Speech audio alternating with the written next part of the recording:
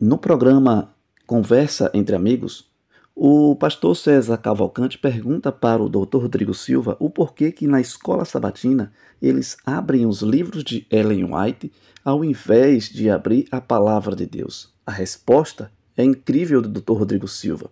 Mas veja que também o Dr. Rodrigo Silva ele vai falar sobre as pancadas que ele recebe de todos os lados. Então, se você já gostou do assunto, convido você a se inscrever no canal, deixa o seu like para não perder mais nenhum conteúdo e também deixa o seu comentário. Então, vamos acompanhar o vídeo neste momento. Ellen White, ela tinha a 4ª série primária. Isso é uma equivalência do nossa nomenclatura aqui, né? Ela não estudou. O inglês dela era sofrido. Eu tenho cartas dela, que a gente vê os originais, que o processo é o seguinte, ela escrevia a carta, aí uma secretária datilografava a carta como ela escreveu. Se ela escreveu Jesus com J minúsculo, vai ser com J. Jesus com J minúsculo. Você tá entendendo? Se às vezes ela usava a palavra it para o Espírito Santo, que quem sabe inglês sabe que it é coisa, uma coisa, e às vezes ela usava he como sendo pessoa, ela datilografava com aqueles erros. Depois uma segunda secretária passava uma correção gramatical. Olha, isso aqui... A senhora White via a correção gramatical, concordava, aí que seria impresso.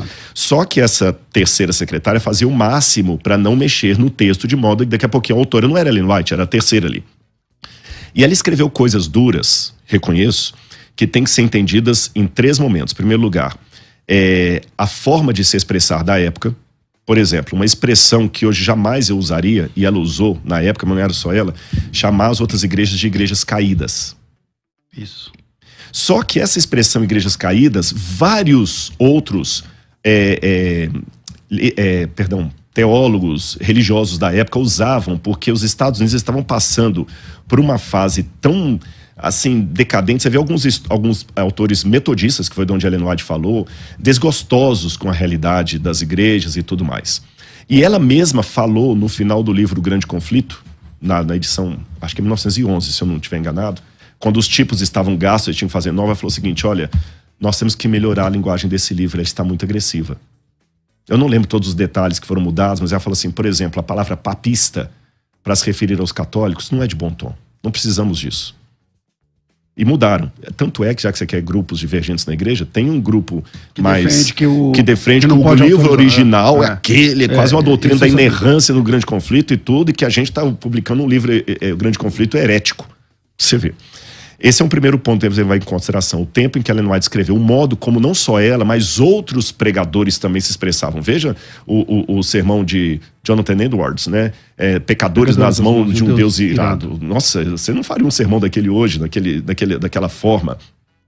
Outra questão que eu tenho que levar em consideração é Ellen White. Ela nunca deu detalhes das coisas que Deus mostrava para ela. Ela falou assim, olha, eu sei que é isso aqui.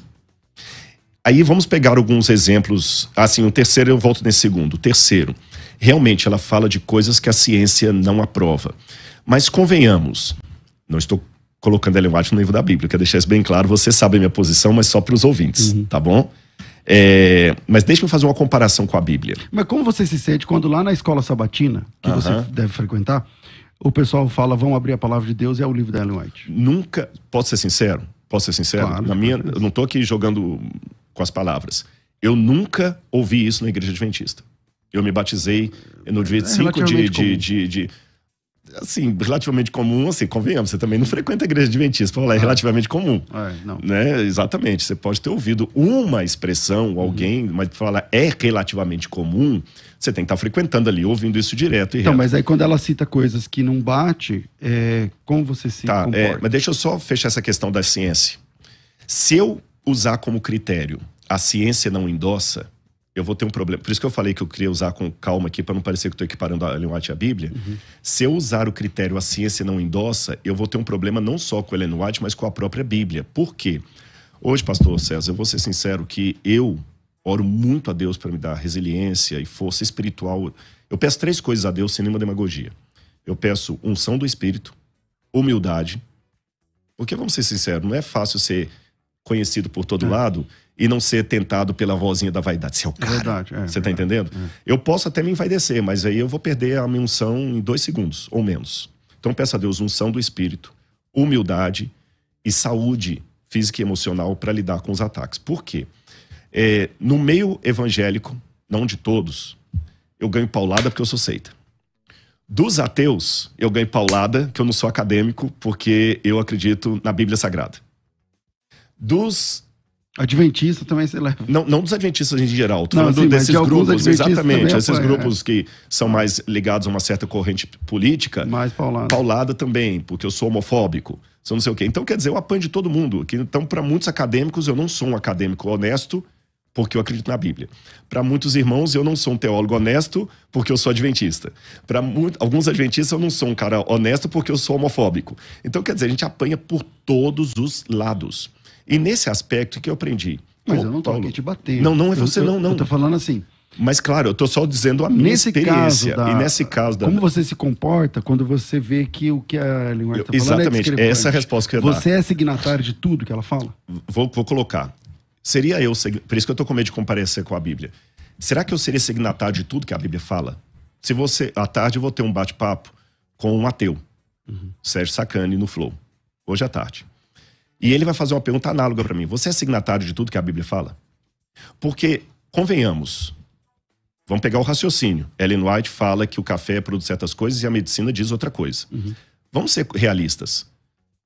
O Evangelho de Mateus fala que uma virgem deu à luz a uma criança sem ter tido relação sexual com ninguém.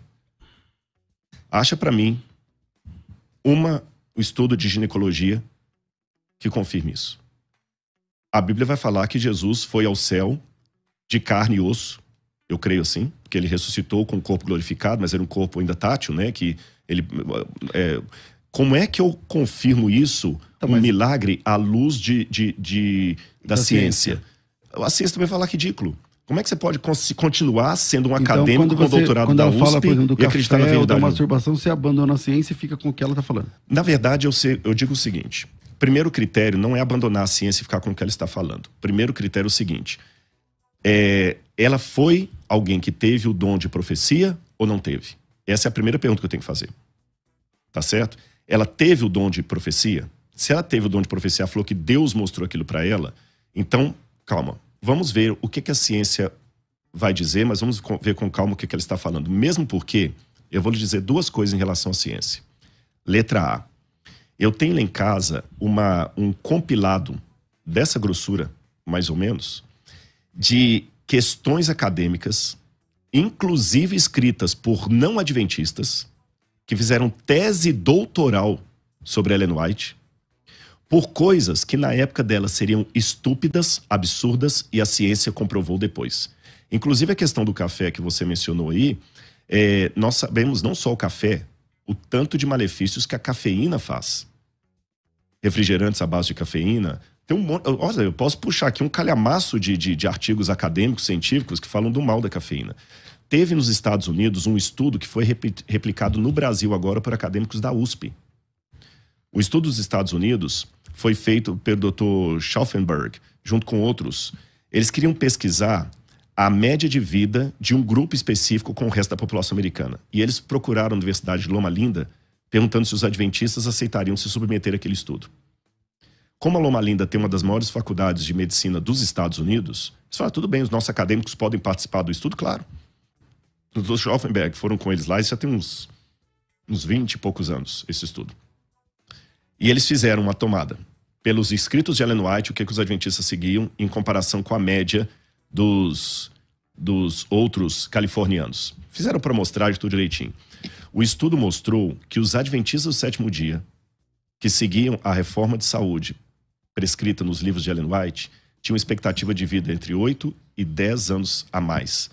Aqueles que eram mais estritos chegavam a 15 anos a mais de expectativa de vida em relação aos outros. Mas não é porque é adventista. Qualquer pessoa que fosse vegetariano, claro, tivesse uma vida... Claro. Não, mas eu digo exatamente adventista. A crença adventista. É porque o estudo pegou os adventistas por amostragem, porque o estudo precisava o seguinte: eu preciso de um grupo que comporte igual. Porque para quem não tá ouvindo a gente, as instituições adventistas obedecem uma dieta rigorosa de alimentação. Então, por exemplo, existe o adventista normal, o adventista do sétimo dia, o adventista da reforma. O adventista da reforma é muito mais hard no sentido de alimentação.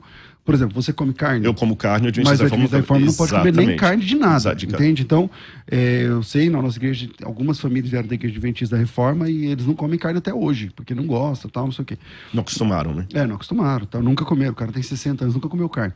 Agora, essa ideia funciona nas instituições também adventistas. Mas foi bom uma coisa que você falou, vamos deixar bem claro. Quando eu mencionei o grupo dos adventistas e o resto da Califórnia, eu estou me baseando no que o estudo fez, que o estudo precisava de um grupo de comportamento igual, você entendeu?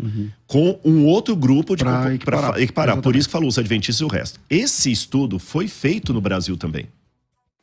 Mas é onde você vai dar, porque a pessoa que, sei lá, vegetariana, que é o caso da instituição adventista. Não, mas mesmo muitos que não são vegetarianos, porque eu não sou vegetariano, por exemplo. O estudo fez esse da USP aqui, chamado Adventus. Então, mas você já fez internato, não já? Fiz mais 4 anos. Então lá você ficou de vegetariano. Sim, eu fiquei, mas mesmo assim, hoje eu como carne, por exemplo. Sim. E a Ellen White, por exemplo, ela sempre fala que o ideal é nem comer carne. Ela fala isso. Agora vamos colocar. Esse estudo Adventus hoje foi feito também, eu não tenho todos os dados de cor para lhe dar, mas se alguém der uma googada, olha a googada, procurar Adventus, estudo Adventus da USP, vai ver que foi feito no Brasil, eles fizeram a separação. Adventista que come carne, que não come carne, que não toma café ou que toma café uma vez ou outra, que faz exercício físico, não faz, etc, etc. Eles pegaram assim, o que a Ellen White faz? E é interessante que esse estudo também deu uma expectativa de vida a mais do que os que não seguem aquele estudo. Então, o frigir dos ovos do estudo da Califórnia, do estudo da USP aqui, o que eu digo?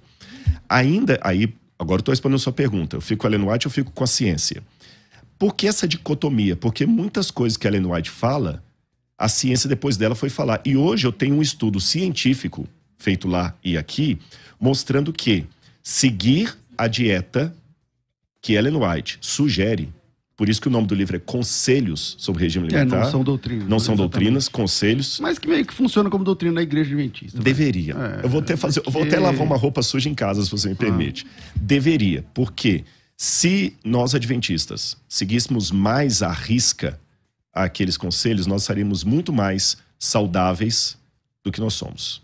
Muito obrigado por ficar até o final do vídeo. Fica aqui o meu grande abraço para você, para o Dr. Rodrigo Silva, o pastor César Cavalcante, e você que ficou até o final do vídeo, não esquece de se inscrever, deixar o seu like, comentar e também compartilhar. Que Deus te abençoe, em nome de Jesus.